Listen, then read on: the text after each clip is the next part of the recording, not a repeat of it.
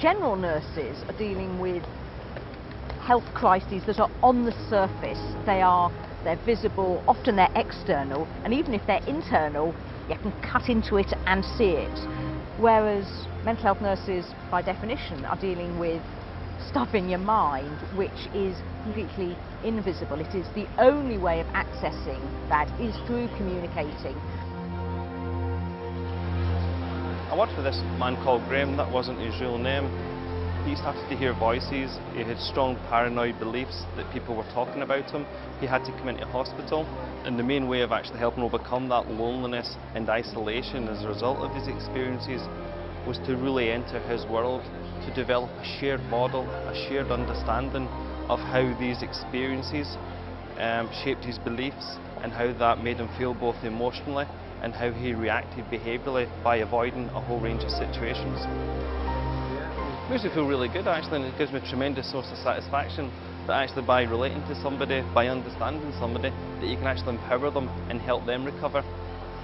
Without the benefits of professional help, Graham would still be stuck at home. He would still be experiencing rather distressing voices.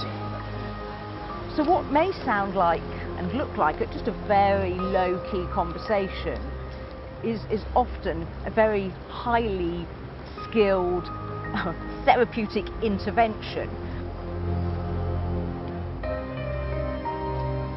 I met Jo in a secure service, and at that time she was very unwell, and she was suffering from schizophrenia. She was very disturbed by voices. Eventually we got to a stage where her symptoms were under control. Sometime after that we were looking for an advocate for a new women's service, and Jo came to mind, and I recontacted her and asked her would she be interested, and eventually anyway she came to work with us.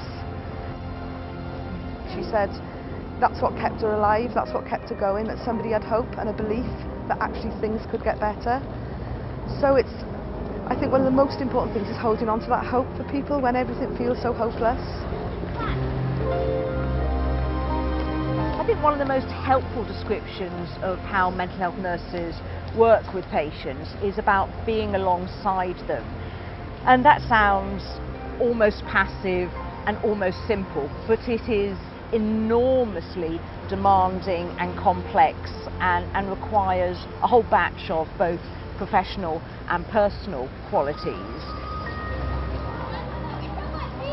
There was a lady who had late-stage dementia. She was totally dependent with all her activities of living. You know, she needed feeding, she needed help with dressing, and she hadn't spoken for at least 10 years.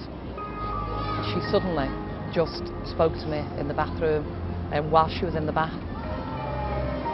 I was actually quite shocked, and she just said, "You've always been nice to me. You've always been respectful and lovely to me." She said, "I'll never forget you." And then she died 2 days later. Well, for me, mental health nurses are really at their most heroic when I have gone into meltdown and I've just lost all perspective and all hope and all motivation, and I just want out. The extraordinary thing that they're able to do is bring me back round, so they can enable me to see things back in perspective and to feel optimistic that although things are rough, that they are copable with and survivable and ultimately enjoyable.